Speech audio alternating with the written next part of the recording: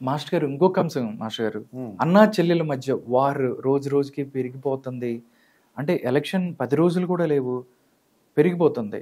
ఆవిడ మాట్లాడుతున్నారు. మొన్న అంతకుముందు జగన్మోహన్ రెడ్డి గారు మాట్లాడుతూ చంద్రబాబు నాయుడు చేతిలో నువ్వు రిమోట్ అని చెప్పారు. ఈరోజు దానికి గట్టి కౌంటర్ ఇచ్చారు షర్మిల గారు. నువ్వు కేంద్రం చేతిలో రిమోటు, మీ ఇంట్లో ఉన్న మీ భార్య చేతిలో నువ్వు రిమోట్ అంటూ ఘాటు వ్యాఖ్యలు చేశారు. ఈ సెనారియోని ఎలా చూస్తారు? వైఎస్ కుటుంబంలో నిజంగా ఈ ఈ వా- ఈ ఈ పవర్ ఫైట్ గురించి ఏం చెప్తారు? రాధాకృష్ణ గారు చిన్నప్పుడు మ్మ్. చెల్లెలు కాపురం, ఆహా. చిట్టి చెల్లెలు, బంగారు గాజులు అని చెల్లెలు గురించి విపరీతమైన సినిమాలు వచ్చాయండి. అవును. చెల్లెలు కాపురం నిలబెట్టాలని, చెల్లెల యొక్క కష్టాలు తీర్చాలని మ్మ్. మేము చూసాం ఆ సినిమాలన్నీ. మ్మ్. నిజంగా ఏడుపులు అండి. సోమన్ బాబు గారు, ఎన్టీ రామారావు గారు ఇవన్నీ ఆ, ఏంటంటే వీళ్ళందరూ. చెల్లెల్ని ఎలాగైనా ఎప్పుడైనా ప్రతి అన్నయ్య కూడా చెల్లి చెల్లెల్ని అంటే బాగా ఇష్టం చూడాలని, ఉంటుందా? అక్కలన్నా చెల్లెలన్నా ఎంతో ఇష్టపడతారండి. మ్మ్. వాళ్ళ ఆనందంగా ఉంటే మనకి ఆనందం ఉంటుందండి. అవును. మనం డెవలప్ అవుతాం అనమాట ఎవరికి వాళ్ళు. మ్మ్. ఇది సెంటిమెంట్ అందరికి తెలిసిన విషయం ఇది. మ్మ్. చూడండి, ఇది హారతపల్లెలను పెట్టినప్పుడు వీళ్ళు ఇల్లు కొనుక్కున్న బిజినెస్ చేసిన ఆడపడిచి ఇప్పుడు అదే కదా సార్, ఇప్పుడు నేను ఇల్లు కొనుక్కున్నా, మా చెల్లెలు వచ్చి పాలు పొంగించడం ప్రతిదీ అంతే కదా. వాళ్ళు ఎంతో ఆడపడుచు ఆనందంగా, వచ్చి వాళ్ళకి ఏదో మన ఇష్టం 5,000 10,000 10,000 ఎంతో వాళ్ళకి. ఇచ్చేసరికి ఎంతో, అది మీరు రూపాయి ఇవ్వండి ఎంతో ఆనందంగా మా అన్నయ్య గారు ఇచ్చారు అని ఎంతో మ్మ్. ఆనందపడిపోతారండి. మ్మ్. ఆ ఆనందమే మనకి రక్ష అన్నమాట. మ్మ్. అటువంటిది ఈయన జైల్లో ఉన్నప్పుడు, జగన్ జైల్లో ఉన్నప్పుడు అంటే నాకు అసలు ఆ వాయిస్ ఏంటి ఇలా ఉందని అని అనుకున్నాను నేను. మ్మ్. నడవగలదా, ఇది అన్న వదిలిన బాణం అంటది ఏంటి, మ్మ్. ఈవిడికి సంబంధం ఉందో, భారతి గారు ఎందుకు బయటకు రాలేదు, మ్మ్. ఈవిడికి సంబంధం ఏంటి, మ్మ్. భర్త కదా, అలా అనుకున్నాను నేను. మ్మ్. చూస్తే ఒక 3,000 కిలోమీటర్లు తిరిగేసిందండి ఆవిడ. బాగా. తిరిగేసి ఆ తర్వాత మా అన్నను ఒక అధికారంలో తీసుకొచ్చారు. చాలా సంతోషించి ఉంటుందండి. ఆ నిజంగా ఆడపడుచు యొక్క కష్టం కూడా దాంట్లో ఉంది. మ్మ్. అన్న వదిలిన బాణం అని చెప్పి ఇక్కడ ఒక పసుపు చీర కట్టుకుని, అది యాదృచ్ఛికంగా జరిగిందో ఏమో కానీ, ఏవైనా సరే ఒకవేళ నిజంగానే అంటే అనుకున్నట్టు ఏముంది అనుకోండి. సార్, ఇప్పుడు పసుపు చీర కట్టుకోకూడదని ఏముందండి? వైఎస్ కుటుంబంలో పసుపు చీర జగన్ రెడ్డి గారు మరి ఏం చేశారో ఎవరో చెప్పుకుంటారండి. లేకపోతే ఒక అనరాని మాట అనేసారండి, మోకరిల్లు అని అన్నారు చూసారా, మ్మ్. దానికి చాలా అర్థాలు ఉన్నాయండి ఇది. మ్మ్. ఇప్పుడు మోకరిల్లు ఎప్పుడు అంటాం మనం, ఆ సాష్టాంగ పడింది లేకపోతే లొంగిపోయిందంటే, ఆడది లొంగిపోయిందంటే చాలా దారుణమైన పెద్ద అర్థాలు ఉన్నాయి దానికి. అది అది ఎందుకు అంటే అంత విధంగా ఇప్పుడు తనకున్న వర్క్ చేసుకుని, తనకి ఎంతో 5 years వర్క్ చేశారు ఆయన. ఇదిగో నా పథకాలు ఇవి ఇలా అని మాట్లాడచ్చు. అసలు వీళ్ళందరినీ నెగ్లెక్ట్ చేయొచ్చు. అసలు ఈ విషయం ఎత్తకపోయినా పర్వాలేదు. మ్మ్.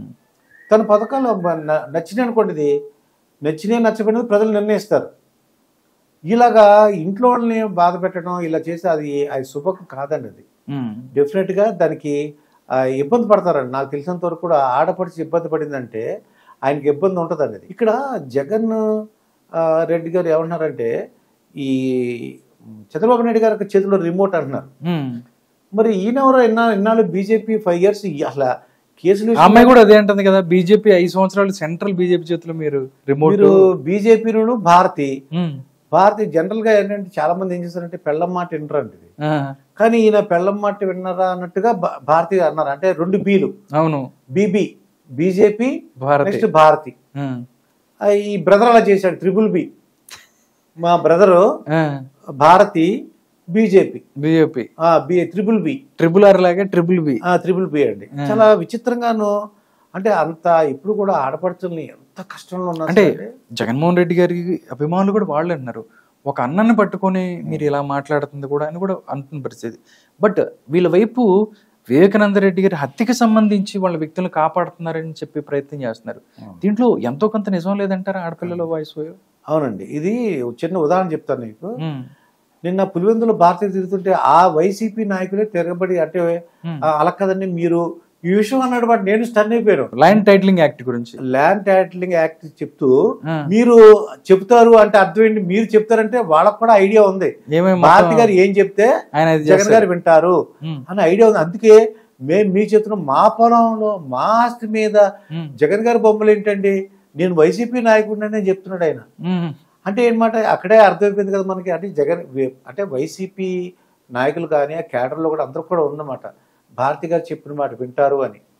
అది రిమోట్ కంట్రోల్ ఈయన అసలే రిమోట్ కంట్రోల్ జగన్మోహన్ రెడ్డి గారు రిమోట్ కంట్రోల్ భారతి గారిని తెలిసిపోయింది. మొన్నటి బీజేపీ ఇప్పుడు కూటమిలోకి వచ్చారు కాబట్టి అంటే ఇప్పుడు ఒక RRR నుంచి ఒక బీ తీసాం అనుకోండి, ఇప్పుడు మరి ఇంకా భారతి గారు చెప్పిన మాట వింటారు ఆయన. అంటే జనరల్ గా ఎవరైనా సరే అంటే భార్య అంటే మ్యారేజ్ భార్యాభర్తలు కలిసి నిర్ణయం తీసుకోవడంలో తప్పులేదు, కానీ ఆవిడ చెప్పినట్టే నడవండి, అసలు నేను చెప్పినట్టే వినాలి, నేనేం చేస్తే అది అనేది అది కొద్దిగా ఇబ్బందికరమైన విషయం. అన్నట్టు ఇద్దరు కలిసి, ఎందుకంటే చాలా విషయాలు ఆడపడుచు కాబట్టి అన్నకి వదినకి మధ్య చాలా జరిగి ఉండొచ్చు. పెళ్లికి పిలిచినప్పుడు పెళ్లికి కూడా రాలేదు, జస్ట్ ఎంగేజ్మెంట్ కి వచ్చారు. అవును, అంటే అప్పటికే తెలిసిపోయింది ఆయనకి నాకు సపోర్ట్ చేయట్లేదు, ఈ ఎక్కడికో వెళ్ళిపోతుంది, నా పదవికి ఏమైనా ఇబ్బంది అవుతుందో అని. అంటే ఆయన ఉద్దేశం ఏంటంటే చాలా మంది వాళ్ళు అనేది వైసీపీ వాళ్ళు అనేది ఏంటంటే ఈయన ఒకవేళ ఏ కేసుల వలన ఎందువలన ఇప్పుడు చూడు కేజ్రీవాల్ ఎలా జైలుకి వెళ్ళారండి, అలా జైలుకి వెళ్ళవలసి వచ్చింది అనుకోండి పదవిలో ఉన్నా సరే, అప్పుడు మరి భారతి గారికి మీకు పోస్ట్ ఇస్తారు గ్యారంటీగా.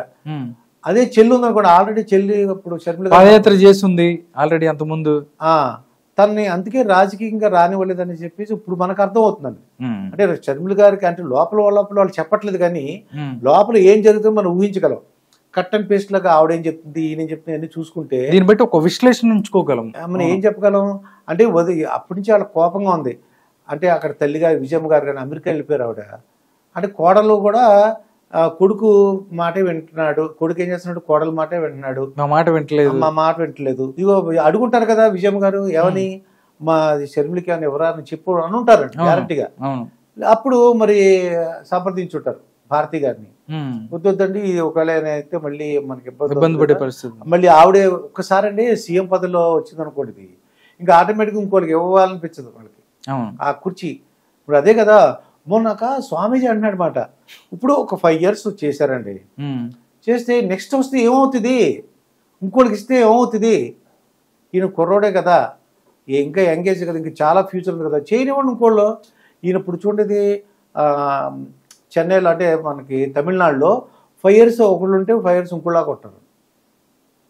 మరి అదే టెక్నిక్ ఇక్కడ ఉపయోగించుకుని ఇప్పుడు ఏంటి రాకపోతే ఏమవుతుంది, మీరు చేసిన కార్యక్రమాలు చెప్పారు, వస్తే లేకపోతే లేదు, ఏమవుతుంది, మీకున్న ప్యాలెస్ పోతుందా, మీకున్న ఆస్తులు పోతాయా, ఏమవుతుంది, కుర్చీ ఉండదు, అంతే కదా. ఎందుకంత తాపత్రయం అంతక ఆదురత అనేసి ఆ స్వామీజీ అన్నారండి. నేను స్టన్ అయిపోయాను, ఏంటి ఎంత గురుగారు ఇలాగ అంటున్నారండి అని.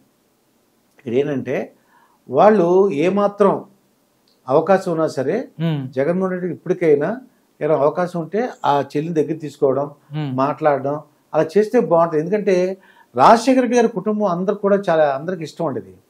ఆయనకి కూతురు అంటే చాలా ఇష్టం, బిడ్డ అంటే ఇక్కడ తెలంగాణలో ఎక్కువ బిడ్డ అంటారు కాబట్టి ఒక ఆడపిల్ల అంటే ఎంతో ఇష్టం. అటువంటిది మరి రాజశేఖర్ నేను తండ్రిని వైఎస్ఆర్ రూల్స్ ఫాలో అవుతాను, వైఎస్ఆర్ అన్ని కూడా ఏం చెప్తే అవే అన్నారు. మరి వైఎస్ఆర్ చెప్పినట్టు ఏముందో తన కూతురు కూడా మరి జగన్మోహన్ రెడ్డి గారు చూసుకోవాలి కదా, అలా చూసుకోవట్లేదండి. తండ్రి చెప్పిన బాటలో నడవట్లేనట్టుగా ఇప్పుడు అనిపిస్తుంది నాకు. సార్ కడపలో ఓటర్లు ఇద్దరు వాయిస్ వింటున్నారు, ఆడపిల్లలు ఇద్దరు న్యాయం చేయండి అని కొంగుబట్టి అడుగుతున్నారు, ఇటు పక్కన వీళ్ళు కూడా చేస్తున్నారు.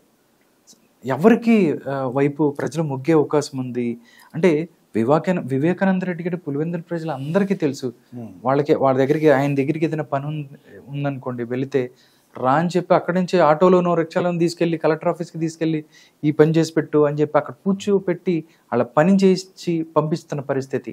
అంత క్రెడిబిలిటీ ఉన్న వివేకానంద రెడ్డి గారి డాక్టరు, దాంతోపాటు ఏదైతే ఉమ్మడి ఆంధ్రప్రదేశ్కి ముఖ్యమంత్రిగా పనిచేసిన రాజశేఖర రెడ్డి గారి కూతురు, వీళ్ళ మాటని తోసిపుస్తారంటారా కడప ప్రజలు? నిన్న బ్రదర్ అనిల్ కుమార్ మాట్లాడుతున్నారండి, ఎలా అడిగారంటే అంతే ఆయన చెప్తున్నాడు మాట, ధర్మం గెలుస్తుంది, యథా రాజా తదా ప్రజ, ధర్మం గెలుస్తుంది. నేను షర్మిల గారిని కూడా నేను అని చెప్పను ఓటేమని, కాబట్టి ఆయన ఏమన్నాడంటే ధర్మం గెలుస్తుంది 10 సార్లు అన్నాడండి. అంటే ధర్మం గెలుస్తుంది అంటే ఎవరో ధర్మం అంటే అక్కడ వివేకమైన చంపడం ధర్మం, అధర్మం కాదండి. అంటే 3 రాజధానులు విడిపోవడం ధర్మం అధర్మం, అది అధర్మం. ఇలా చూసుకుంటే ఆయన ఇండైరెక్ట్ గానే చెప్తున్నాడండి. ఆయన జగన్మోహన్ రెడ్డి గారు ఇంటికి వెళ్ళిపోతున్నట్టుగా నాకు అలా అనిపించింది ఆయన చెప్తుంటే, ధర్మం గెలుస్తుంది ధర్మం. మా బావగారు లేకపోతే జగన్మోహన్ గారు గెలుస్తారు అంటలేదు. పాపులను దేవుడు శిక్షిస్తాడు అని చెప్పి కూడా మాట్లాడాడు ఆయన. మాట్లాడుతున్నాను అనమాట. ఆయన ఒక మతం పేరు చెప్పట్లేదు. నేను అది ఉన్న ధర్మాన్ని చెప్తున్నాను. ధర్మాన్ని యేసుప్రభు కాపాడతాడు, ఏ దేవుడైనా కాపాడతాడు. ధర్మం అంటే వాళ్ళు చంపడం ధర్మమా, గొడ్డలతో చంపడం ధర్మమా? ప్రజలు ఆలోచించుకుంటారు. కొన్ని చంపిన వాళ్ళని సపోర్ట్ చేయడం ధర్మమా? ఇవన్నీ చూస్తే మనకి ఏమనిపిస్తుంది, క్లియర్ గా ఎవరు ఓడిపోతారో తెలిసిపోతుంది. అక్కడ ఎవరికి ఓటు వేయాలో కూడా తెలిసిపోతుంది. అవును, ప్రజలందరూ కూడా పులివెందులే కాదండి, మొత్తం కడప డిస్ట్రిక్ట్ అందరికి తెలిసింది. వాళ్ళు ఎవరు ఆపారు, సిబిఐ వచ్చినప్పుడు ఎవరు ఆపటం, అది ధర్మమా అధర్మమా అంటే వ్యవస్థలో వాళ్ళ పని వాళ్ళు చేసుకునే వాళ్ళు కదా. అవును, వాళ్ళు ఆపటం ఏంటి, వచ్చిన ఆఫీసర్ల మీద వాళ్ళు మరి కేసులు పెట్టడం కానీ ఇవన్నీ చూస్తే అవన్నీ ధర్మమే అంటారా? మరి ధర్మం కానప్పుడు ఆయన అనిల్ కుమార్ చెప్పింది కరెక్ట్ అవ్వాలి కదా. అవును, ధర్మమే గెలవాలని, అధర్మం గెలవకూడదని చెప్తున్నారు ఆయన. అంటే మనకు అర్థమైంది అక్కడ రాబోయేది. మీ అందరూ ప్రజలందరూ కూడా గుర్తించారు. ఎప్పుడు కూడా ప్రజలందరూ కూడా ఎవరు అన్నీ తెలుసండి. మన కుటుంబంలో ఉన్న విషయం మొత్తం వైఎస్ రాజశేఖర గారి కుటుంబంలో విషయాలు అన్నీ కూడా కడప ప్రజలందరికీ తెలుసు అండి. పులివెందుల ప్రజలందరికీ తెలుసు. వాళ్ళు ఆ బ్రదర్ అనిల్ కుమార్ చెప్పినట్టు ధర్మం వైపే ఉంటారు, అదే గెలిపిస్తారు.